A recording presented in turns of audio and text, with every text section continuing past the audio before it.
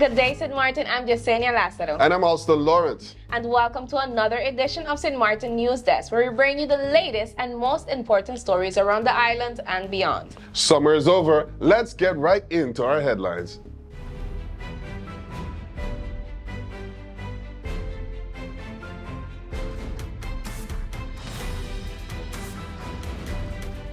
On September 20th, Acting Governor Her Excellency Emiko Bird-Lake administered the oath of office to newly elected members of Parliament in line with St. Martin's Constitution. These MPs were chosen in the snap elections held on August 19th. Their credentials were reviewed on September 16th by a parliamentary committee, paving the way for the official swearing in. The new Parliament is set to serve until 2028. In her speech, Bird-Lake emphasized the importance of diversity, integrity, and sustainability. She called on MPs to represent the people, scrutinize the government, and legislate effectively. She urged them to maintain transparency, uphold the rule of law, and make decisions for the well-being of St. Martin's future generations. The ceremony concluded with the MPs taking their oaths of office. Congratulations were extended to the MPs, their families, and the people of St. Martin. St. Maarten has allocated $850,000 to host the 2024 Florida Caribbean Cruise Association FCCA Cruise Conference and Trade Show from October 22nd to 25th. This will be the island's third time hosting this prestigious event, which aims to boost the reputation as a convention destination and drive economic benefits for the local community. The FCCA conference, representing 90% of global cruising capacity, will bring together key industries stakeholders. A highlight of this event is the new St. Martin's President Dinner on October 22nd, an exclusive networking function where cruise executives and local partners can build business relationships. High-level executives, including the presidents of Royal Caribbean, Norwegian Cruise Line, and MSC Cruises, are set to attend. Michelle Page, CEO of the FCCA, expressed excitement about the dinner's potential to foster new opportunities. Mikey Arison, FCCA Chairman and Carnival Corporation's Chairman, noted the event's unique networking value, calling it a must-attend for industry professionals. St. Maarten is expecting the conference to act as a catalyst for future tourism growth and regional developments across the Caribbean. Princess Juliana International Airport has been hit by a series of power outages, stranding passengers and tarnishing St. Martin's tourism image. The United People's Party raised alarms about the island's unreliable electrical supply and potential airport maintenance issues. MP Omar Otley voiced frustration, questioning whether frequent outages or poor upkeep were to blame. He emphasized the airport's critical role as a first point of contact for visitors, calling the situation unacceptable and urging swift action from both the government and utility provider GEBE to prevent further disruption. Tourism Minister the Honorable Grisha Maarten also expressed her concerns, stressing the need for long-term solutions. Following a second outage in just 1 week, she recalled discussing the issue with Airport CEO Brian Mingo during a recent tour in preparation for the FCCA 30th Anniversary Conference. She has since requested an investigation from Perry Wilson, managing director of the airport's holding company, into the repeated failure of one of the backup generators. Maarten highlighted the urgency of resolving these issues ahead of the terminal's reopening, stating that reliable power is essential for both airport operations and the broader tourism and business sectors. The airport reported that 3 out of 4 backup generators are needed to meet current demand and assure the efforts are underway to prevent future power failures.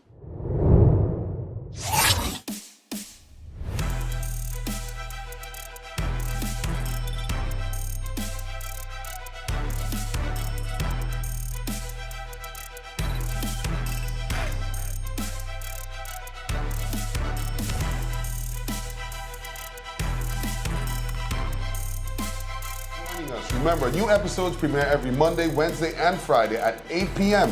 on TV 15 and across other social media platforms. I'm Juliana Lazaro, wishing you a wonderful week. Stay friendly, St. Martin.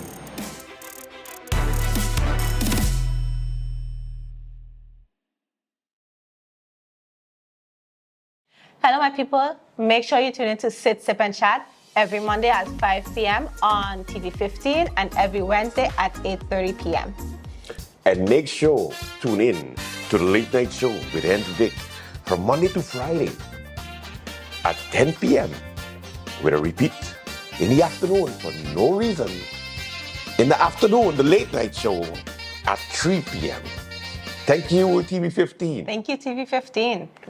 Make sure to tune in. Make sure to tune in to the Late Night. And sit, sip, and chat. Late Night. We exposed 5 strangers to different KFC menus to see if the flavor can enhance any moment. And at the first bite, the party began. We repeated the experiment during the day, during business hours, on weekends, with sunshine, with rain. It's confirmed any moment can be a KFC moment. A suspect in a fraud case identified as LLA has been released under strict conditions following her arrest on September 16th. The court requires her to report regularly to the probation office and remain reachable to the police and justice authorities throughout the investigation. LLA was arrested at her Don Beach residence early on the 16th by the St. Maarten Police Force and the prosecutor's office. During the arrest, law enforcement searched her home and administrative office in Phillipsburg, confiscating key items for the investigation. KPSM encourages anyone with information related to the case to contact the detective department in Phillipsburg, stressing the importance of public cooperation in advancing the investigation. 5 minors have been arrested by the St. Maarten Police Force, KPSM, in connection with a violent assault and robbery on Front Street that occurred on September 8, 2024. The incident, which involved a group of minors attacking a man, was captured on video and circulated on social media, leading to public outrage. Following a thorough review of the footage, KPSM identified the suspects, 2 14-year-olds and 3 15-year-olds, and arrested them on September 20th at around 9 a.m. KPSM detectives, in collaboration with the Juvenile Division, are actively investigating the incident and examining the responsibilities of their parents.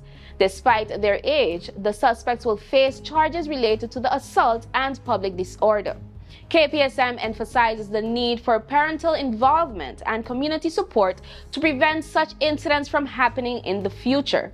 Authorities will provide further updates as the investigation continues, reaffirming their commitment to ensuring the safety and security for all residents. The Inspectorate of Economic and Transport Affairs, IETA, has firmly denied recent allegations of misconduct and corruption circulating on social media. These claims falsely accuse IETA controllers of engaging in illicit activities and intimidation. IETA reaffirmed its commitment to the rule of law and the transparent regulation of businesses in St. Maarten, emphasizing that they do not tolerate corruption or improper influence. The agency highlighted the integrity expected of its controllers and stated that allegations of their availability for hire undermine public trust. The Inspectorate encourages anyone aware of integrity violations to report them to the appropriate authorities, including the Integrity Chamber or law enforcement. They welcome investigations that uphold trust in public institutions.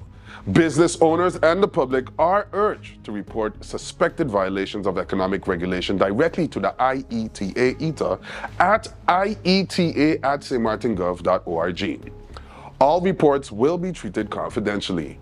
IETA, known as IETA, remains dedicated to promoting lawful business practices and supporting economic growth in St. Maarten.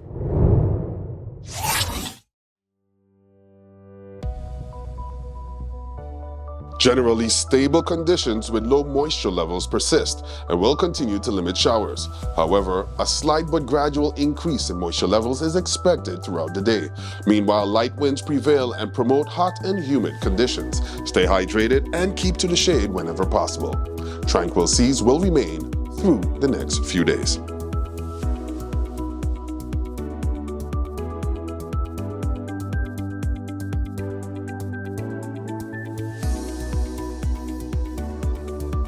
Now let's take a look at our tropical weather update by Mr. Brian Shields.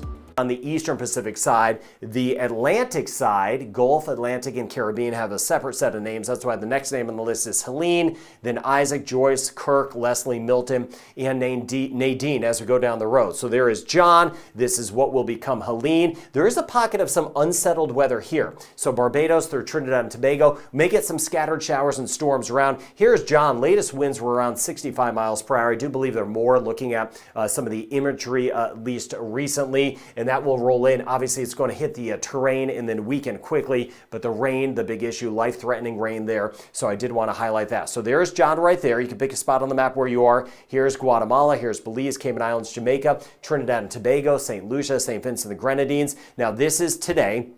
Rain still around Jamaica, then really starting to work into the Cayman Islands. John moves inland right there. And then tomorrow, Helene developing. So tropical storm conditions right over the Cayman Islands. Some heavier bands still possible for Jamaica tomorrow. And then as we go from Tuesday into Wednesday, it's going to kind of split right through here, Mexico into Cuba. Tropical storm conditions possible. Western end of Cuba, eastern end, not a lot. Still some rain bands could start to work in Jamaica, Cayman Islands, even on Wednesday. As this develops into a hurricane and lifts up toward Florida, these rain bands, while they're not for everyone, we're going to get some big amounts. So even getting a rain band on Wednesday or even on Thursday, that could just add to some of the flooding, right? It just adds on to that. And then still watching some rain here at Panama, and then some rain over toward Mexico, and then scattered showers and storms. I mentioned unsettled as we get to the Eastern Caribbean, and then we'll be watching what's out here. So here we are, Dominica, Barbados, St. Lucia, Anguilla, and then watching this strong tropical wave coming off. I am hopeful it is north enough that eventually it'll start to curve away. Let me take out in time with this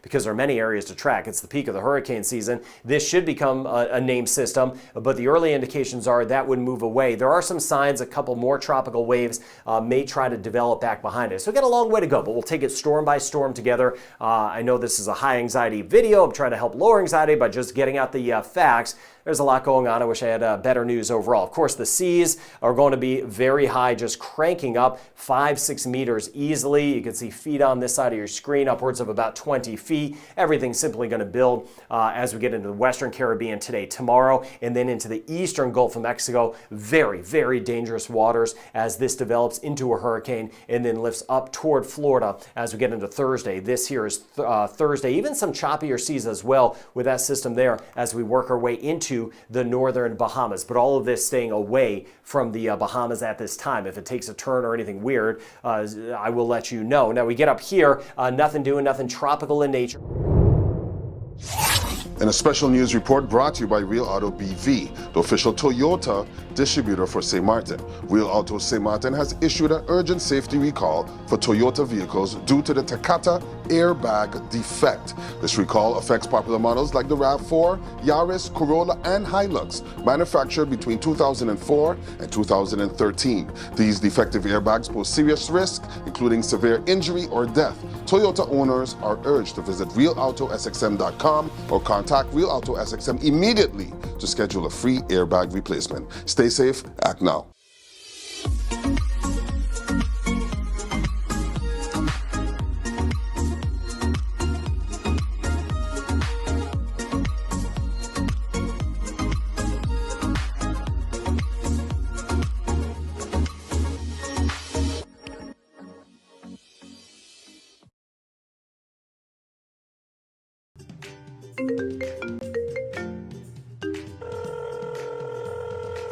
Hi, Mom. How are you?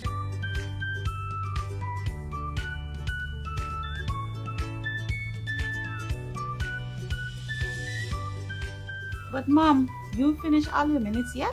No, girl. TLM has new postpaid plans and automatically upgraded my postpaid package. Is that so? Guess what? I am getting more minutes and almost double the amount of data for the same price. I guess I'm making a switch now. Let me call you back, Mom. Hey Tash, you hear about TLM new postpaid plans?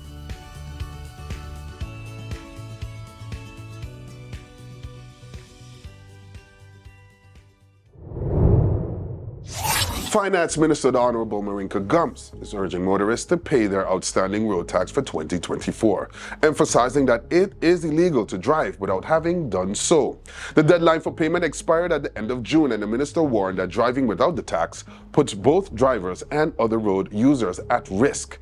I urge all those who have not yet paid their road tax to do so without further delay, Minister Gums stated. She also announced that the enforcement measures will resume immediately to ensure compliance with the law. For those who have not picked up their new number plates, the minister advised them to bring their receipt of payment for the road tax, valid vehicle insurance, and the necessary inspection card to collect their plates.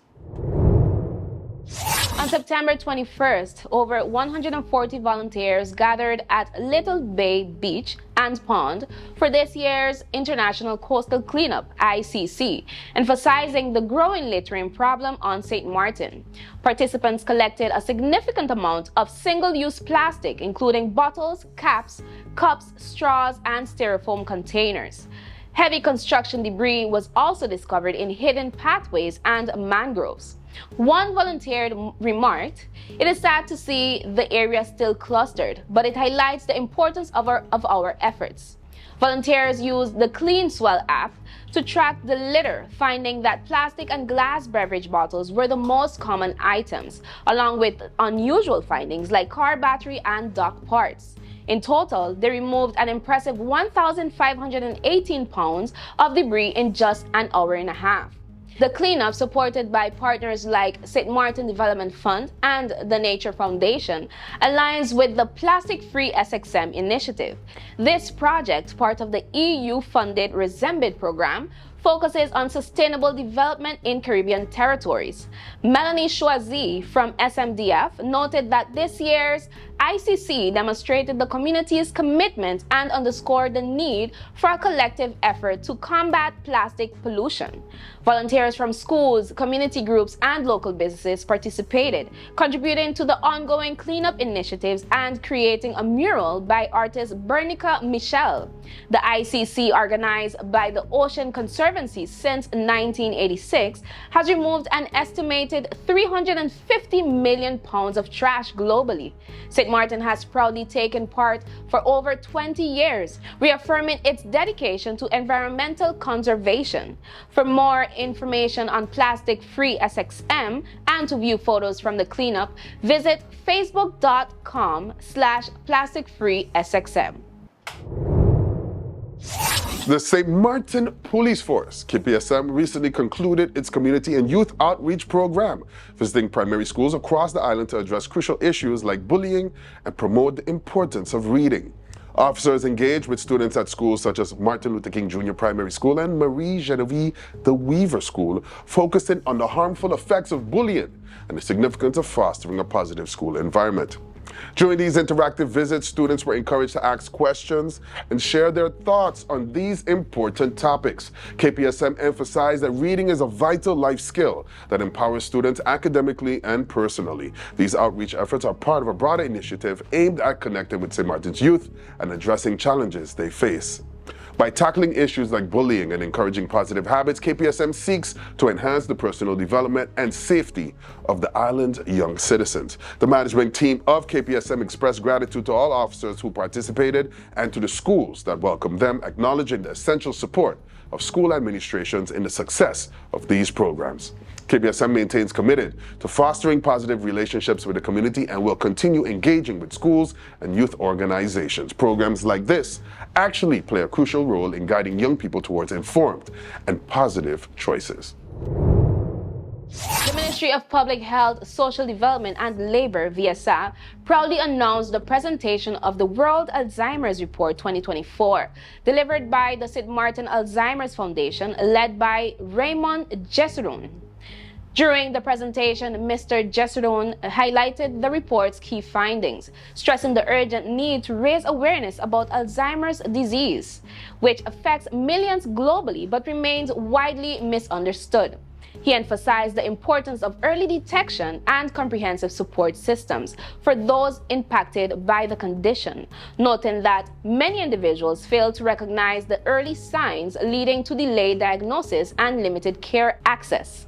The Minister of VSA expressed heartfelt gratitude for the report, sharing how Alzheimer's has personally affected her family, which has deepened her commitment to awareness and education on the subject.